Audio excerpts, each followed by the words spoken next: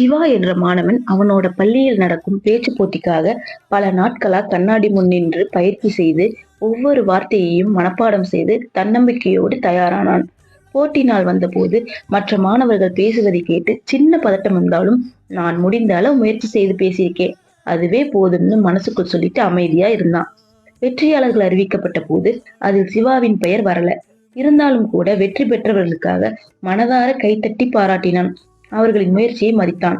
நீயே ஜெயிக்கல, அப்படியே இவ்வளவு சந்தோஷமா இருக்கேன்னு அவனோட நண்பர்கள் கேட்டதுக்கு, நான் பேசின விதத்துக்காக எனக்குள் நானே பெருமைப்படுறேன். அதுவும் இல்லாமல் மற்றவர்களை பாராட்டுறதுல கூட ஒரு சந்தோஷம் இருக்குன்னு சிவா சொன்னான்.